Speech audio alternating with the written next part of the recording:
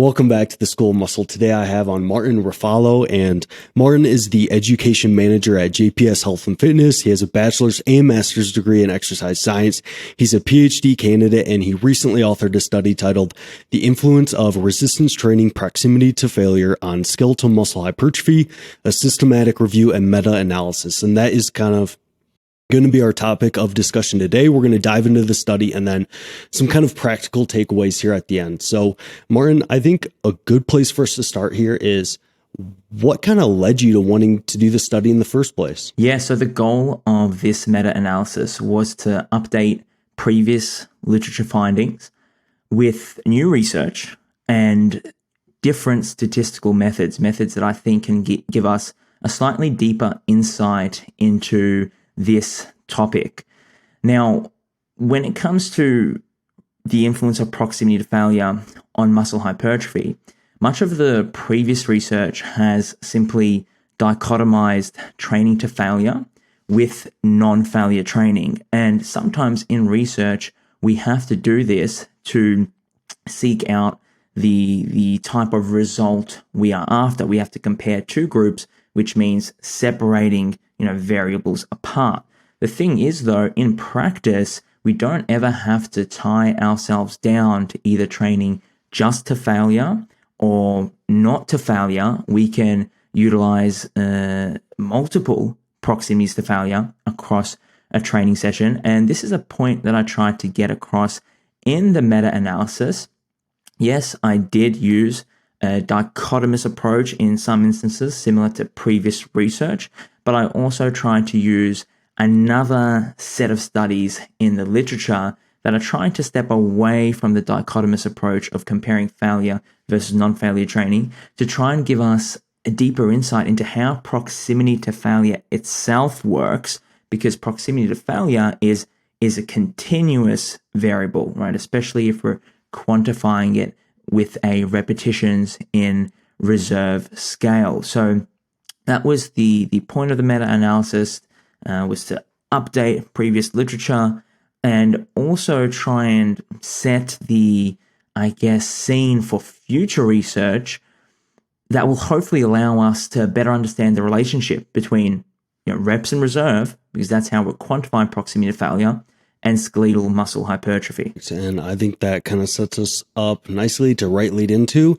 with that setting in place. What did you guys do in this study to try to determine how proximity to failure influences hypertrophy? Yeah, I think a good starting point is firstly to also discuss briefly what a meta-analysis is. So really what we're doing here with a meta-analysis is we are using a statistical approach to group relevant studies together, right, in the literature and aggregate the mean results. So this allows for a meaningful comparison between groups of interest, because what we're doing is we're increasing the overall sample size being analyzed. So Ryan, if I had five individual studies with 10 participants each, individually, these studies would not be as powerful statistically as they would be if we combine them together in a meta-analysis, which would then bring our total sample size up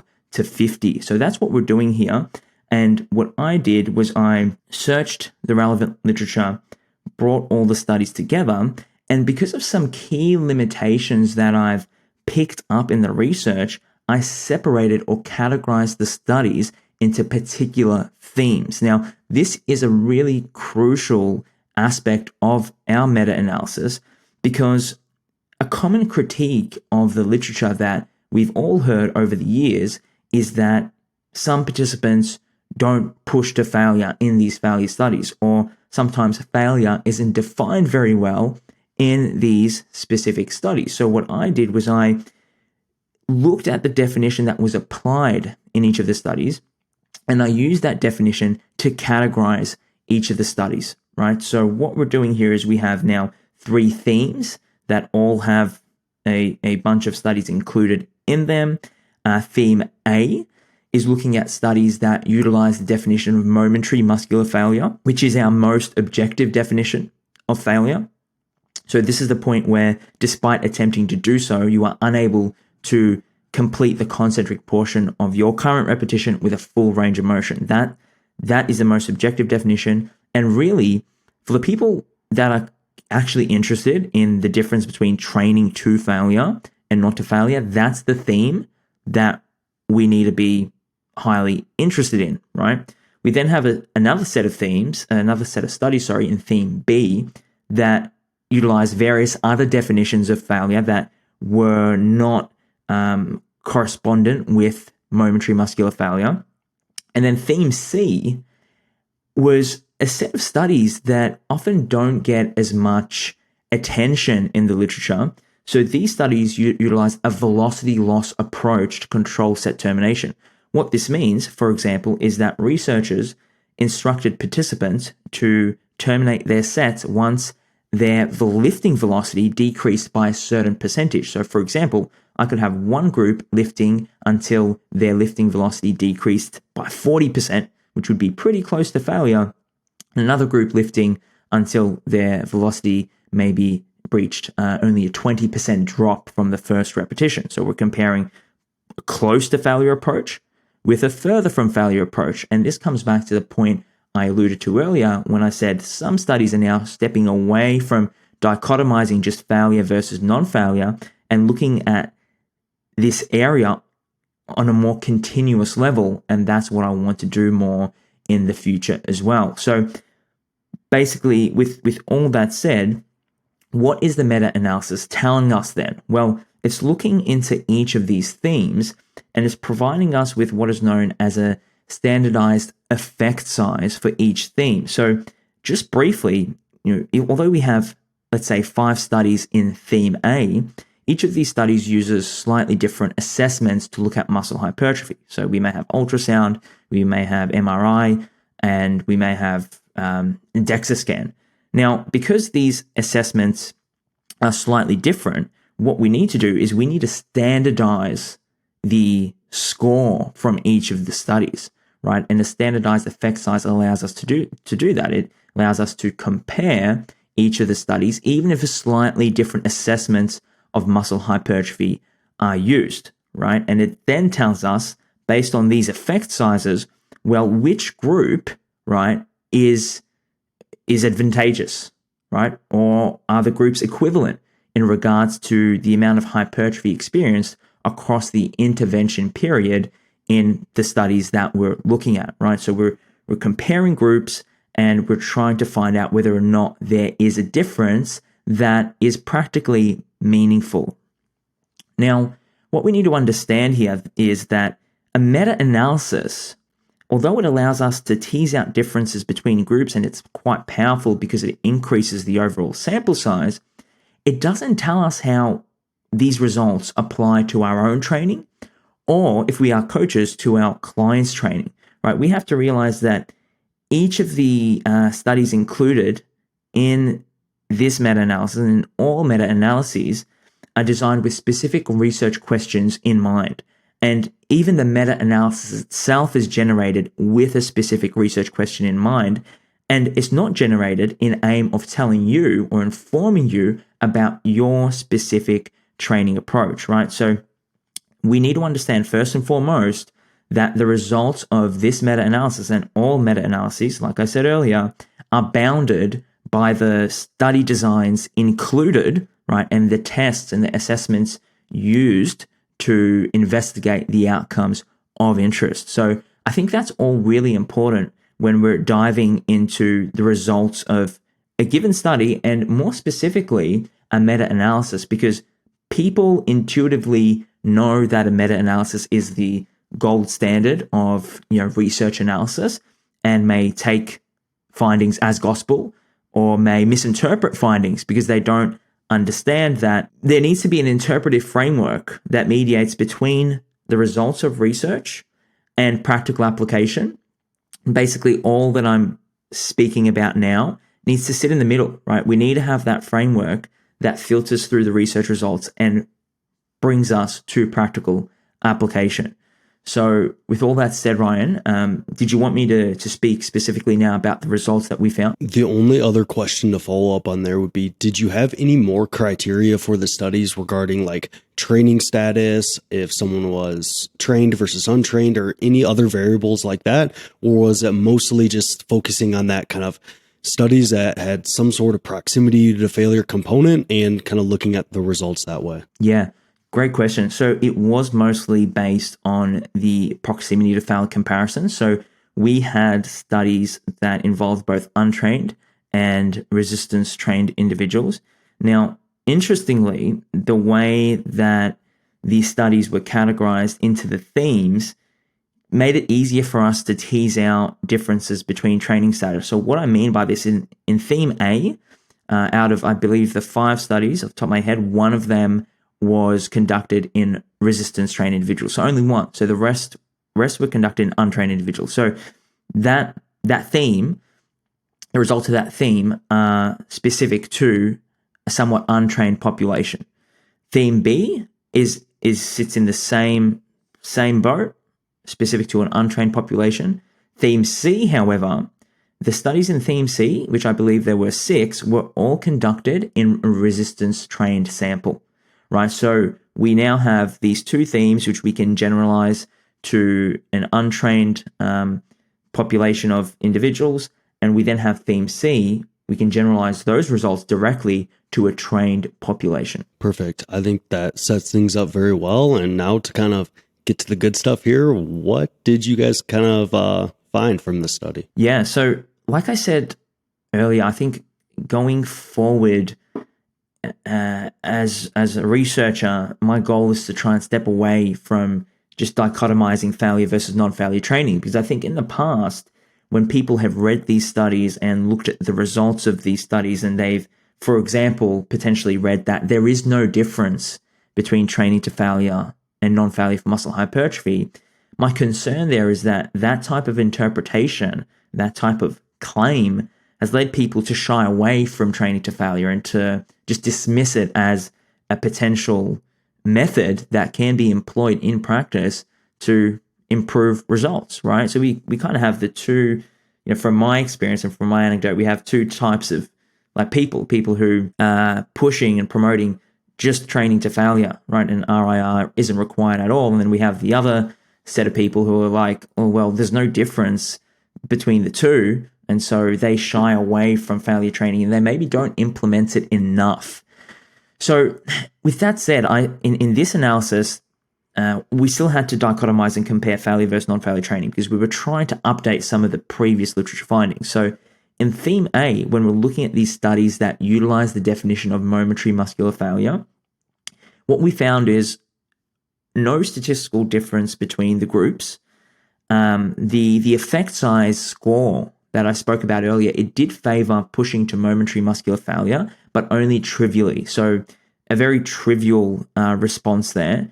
And remember, all but one of these studies in theme A were conducted on untrained individuals, right? And the proximity to failure reached in the non-failure groups, we have good reason to believe that it was quite far from failure. So what this theme shows or highlights is that when we're working as coaches with untrained individuals, we simply don't need to be pushing close to failure to stimulate muscle hypertrophy, because we didn't find any differences even though these individuals were untrained, and the proximity to failure in the non-failure groups was actually quite far from momentary muscular failure. Now, that doesn't mean that you shouldn't push these individuals to failure here and there, especially when there is limited safety concerns and when technique is at a certain standard. I think there's definitely room for that because it teaches clients how to train hard, which is crucial long term.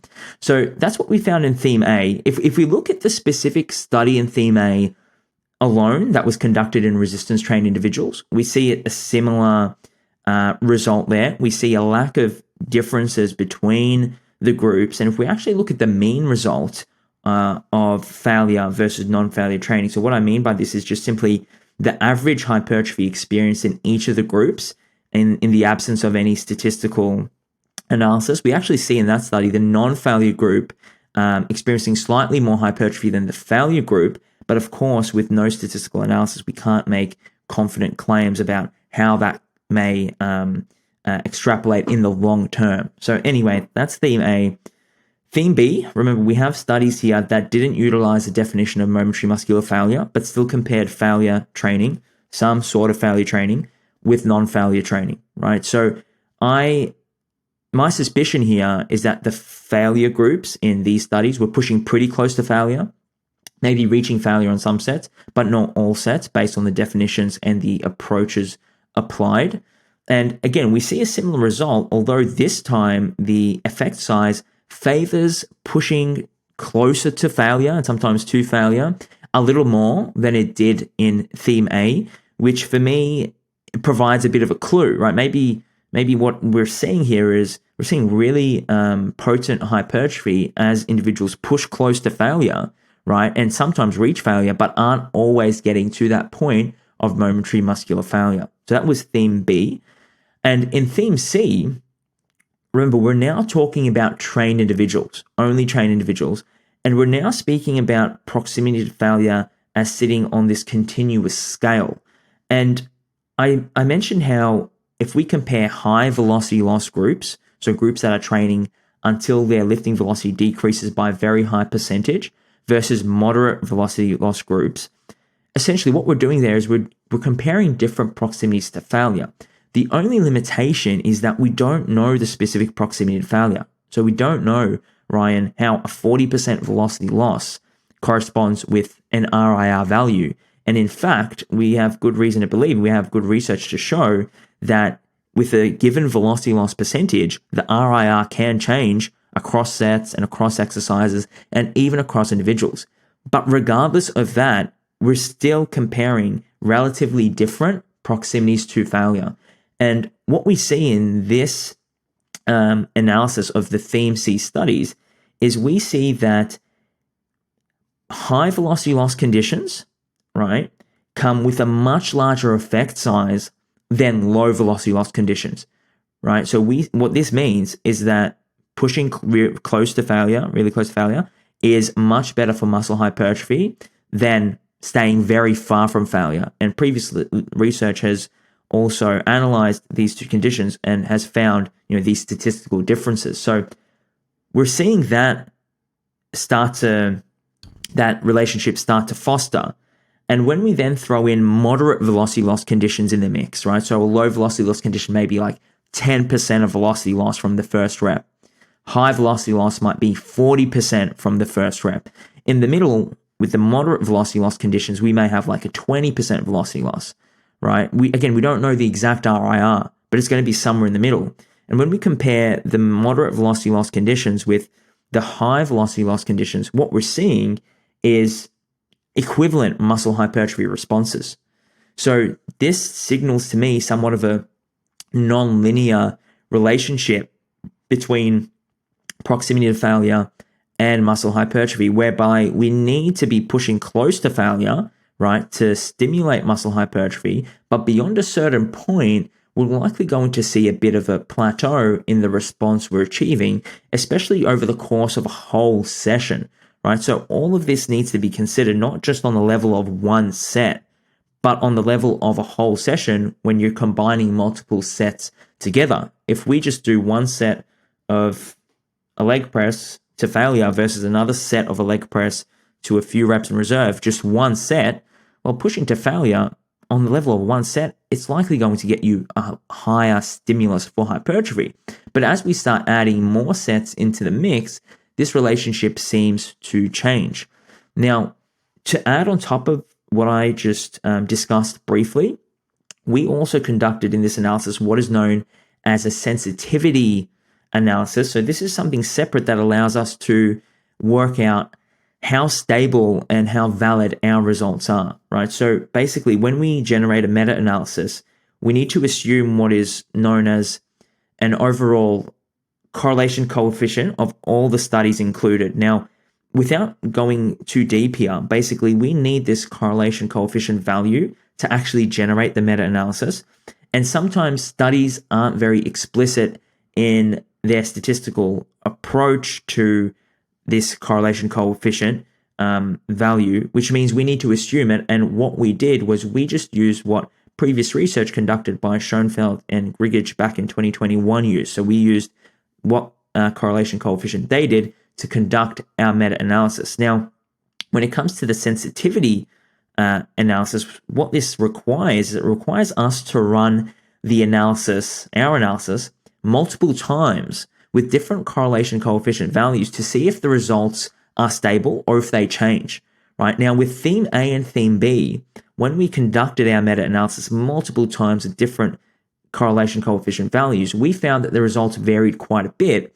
And this is likely due to the variance in the conditions that are included in these themes, in theme A and theme B. So what I mean by this is the proximity to failure for some of these conditions, it's likely different, right? The failure definitions, they're different. So this is going to lead to variability. And so we can't put a high degree of confidence into the results of the analysis for theme A and for theme B. We just have to, interpret those results with a certain level of uncertainty. What we're doing here is we're trying to quantify to some extent our uncertainty for a given analysis. Now, for the theme C analysis, when we repeated that one multiple times, the results were very, very stable, right? So in theme C, which was conducted on trained individuals, where we see this somewhat of a nonlinear relationship, the results there, they were very stable, and so we can have a higher degree of confidence in those results. Well, I think that provides a very good kind of overview of your results there. And my interpretation of what you just said is effectively for that theme C group where you were looking mainly at velocity losses. For one, you probably had the most confidence or statistical confidence in the results that you saw there. And the results you saw kind of followed a pattern that is kind of what I would expect a little bit in terms of if you're too far from failure, you're probably not going to see a ton of hypertrophy. But the closer you get, you might get more and more hypertrophy, but then you might get to kind of a point in which if you're training so close to failure, like all the way to max failure, you might not see a difference in hypertrophy compared to being a little bit shy of failure. Does that sound like a fair interpretation, at least for that kind of theme C group? It really does. And I would say this sort of understanding that you're describing, Ryan, I think it holds on multiple levels in resistance training. So we know that spending more and more hours in the gym doesn't necessarily lead to better and better results, at least not in the one session, right? So I still remember when Rich Pian, I'm not sure if you remember him, but he released his 8-hour arm workout, right? And this is something I speak to students a lot about. It's like he released that workout. Now, if that workout actually worked, and if 8 hours in the gym led to a linear hypertrophy response, we would all be walking around with pretty massive arms, and that doesn't seem to be the case. So I think the moral of the story there is that relationship, that nonlinear diminishing returns relationship, if you will, it seems to hold on multiple levels, I think. Absolutely. So I think with that provides kind of a good overview of what you guys found. But I'll be interested in, I'm sure you've gotten some of this, or at least my guess would be, and that is there is that group of people that are all about training to failure, just train harder, so on and so forth. Did you receive any pushback from kind of your main takeaways from this study? And did you receive any criticisms, or were there some limitations that were kind of brought to light once you guys kind of published your kind of main conclusions here? Yeah, I feel like there was, and I think that's fine. I think that's a natural part of the process. So we're establishing research findings and we're disseminating them, and there's always going to be critiques that come through, and that's cool because as researchers we want critiques. Specifically, we want fair critiques, and I think fair critiques can only be made if an individual reads through the paper as a whole and understands some of the seemingly simple points that we spoke about today, right? What is meta-analysis? What is it actually telling us? What isn't it telling us? And what are some of the statistical limitations that are ingrained in the analysis that are explicitly stated within the manuscript itself? And when it comes to this type of research, Ryan, this research it can be quite complicated to wrap your head around, especially if you don't have a statistical background. And so sometimes, as a researcher, it's important to give benefit of the doubt to some individuals who just simply may not have that statistical background. And look, that's completely fine. I think it's important that this goes both ways, and that individuals who are critiquing do a good job of reading the paper in full, trying their best to understand it, and then being fair in their criticisms. At no point in the paper do we say that you shouldn't train to failure. So, previous research has simply stated that there is no difference between non-failure and failure training, and they've just left it there. But we didn't actually claim that, right? That's not a claim that was evident in our research paper. I also heard some critiques that alluded to, the paper stating that training to 3 reps in reserve produced the same hypertrophy as training to failure. And at no point in the paper is that claimed. So basically what happens when some people may lack a statistical foundation, but do go on to make interpretations and to make critiques, is that these critiques start to amplify, and as they start to spread, the critique itself starts to get further and further away from what was actually contained in the manuscript, right? The truth that was contained in the manuscript. And that's what tends to happen on social media as the critiques start to spread and start to essentially get diluted and further from what was actually stated. So, that was at least what I experienced. But in saying that, I think a lot of feedback was positive, because I think a lot of people realize that what we're trying to do here is set the scene for future research, trying to provide clues as to how these things may work practically. Remember, this is an applied science, or at least it isn't, what we do, resistance training and fitness coaching, it's applied. So we need to find a way to take these complicated research methods and turn them into an applied context, right? Into an applied science. And, to do that, my role is to try and filter through all the complexities of the statistics and provide people with clues as to how they, may be able to program their own training. But again, it's not just a matter of taking research results and plugging them in to your program. If we could just end with just maybe a few core takeaways, and this could maybe be setting the research paper aside, maybe when it just comes to your own knowledge, education, anecdotes, whatever it is, when you think about training to failure and practically applying training to failure throughout, under consideration of not just this paper, but kind of all of your experience, what are maybe a few key takeaways regarding training to failure that people can kind of, take and run with and maybe consider in their own programs and stuff like that? Yeah, no doubt. So I think training to failure should be implemented in everyone's program, at least at some point.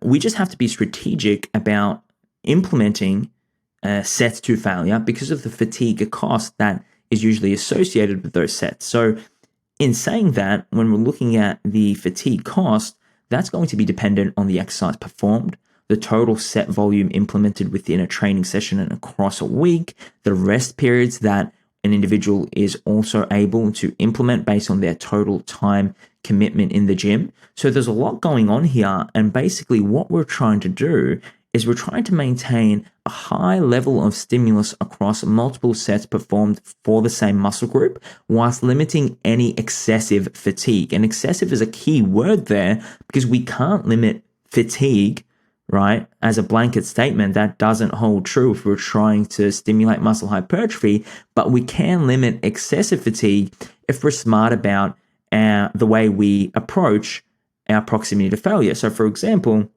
if I was to set up a full day's worth of training, potentially for the legs or for the chest or for the back, whatever it may be, usually the first 1 or 2 exercises that are generally higher threshold, high cost exercises, maybe compound exercise like a hack squat, a barbell bench press, a heavy barbell bent over row, something like that. Those exercises are likely going to have more reps in reserve, right, versus the exercise that come later on in the workout that are at a lower cost, right? Maybe more single joint exercises, which then allows us to take our proximity to failure up a notch, right? Allows us to push closer to failure with less of a cost as the session goes on.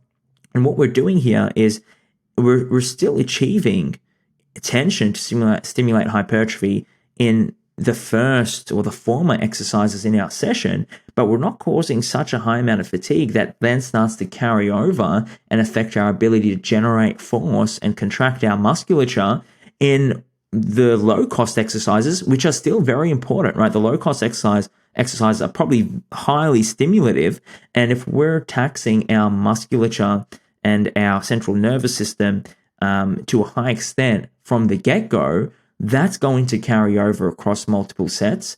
And that's all we really need to be considering, right? So we can, to do that, to do what I'm saying, we can potentially rest longer in between sets. We can have a lower set volume. We can choose exercises that come with a low fatigue cost if we want to be pushing close to failure or to failure, right? So it really just lies on that spectrum. And when we're writing programs, we need to sit down, think about what we think is going to get ourselves or our clients the best response, and make sure that when we're implementing variables, we don't stay hyper-focused on any one variable, and we give each variable the attention it deserves, because there are intricate interactions between all these variables, like I stated earlier: exercise, proximity to failure, volume, frequency, and we need to ensure that the program is integrated well and we're achieving the stimulus we need to build muscle whilst limiting any excessive fatigue that can hamper not just the tension we experience within sessions, but also across time. I think those are some great practical takeaways. I know that to hit on your point of maybe saving some of that training to failure for your less taxing lifts later in a session, I think that often this is implemented in reverse, to where someone will walk into a session and maybe they start with barbell back squats, and their very first set, they'll do like a top set and they'll take it to failure. And then it's like,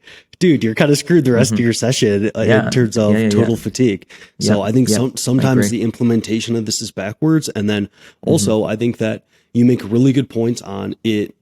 It's important to not just get myopic on training to failure and include the entire context of your training program, because like I have clients that they literally train twice a week in the gym. And for those clients, sometimes for them, it's actually best to have almost all of our sets pretty dang close to failure, if not to failure, because we're not really worried about the total systemic fatigue of the program in relation to how many days they're training, the overall volume they're doing, and stuff like that. That's a great point. Sorry. And that's something that a meta-analysis can't actually tell you. So what you're doing there is you're incorporating that interpretive framework that allows you to use these research results as clues that then guide your programming decisions.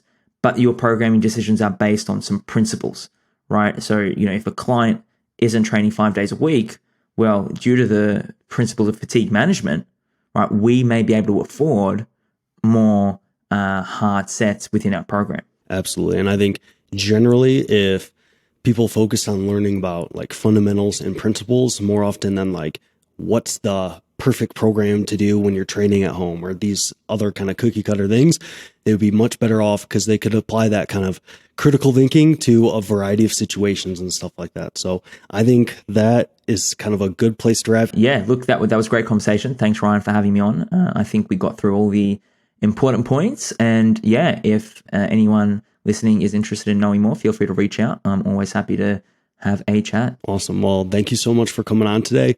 I know that people can find you on Instagram. I believe it's Mr. Fitness, which is like one of the best Instagram names out there. But okay.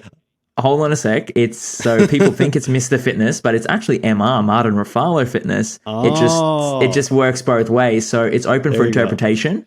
But my intent was Martin Refalo Fitness. Gotcha. Well, I almost introduced you as Mr. Fitness himself at the intro. Yeah, you're not the first person to say that. Yeah. I mean, I actually kind of like it. I do see how there's a little bit of a arrogant tone to it, though. So I see why maybe Martin Refalo Fitness makes sense. Works both ways. Yeah. Awesome. Well, thank you so much for coming on today, Martin. No worries. Thank you.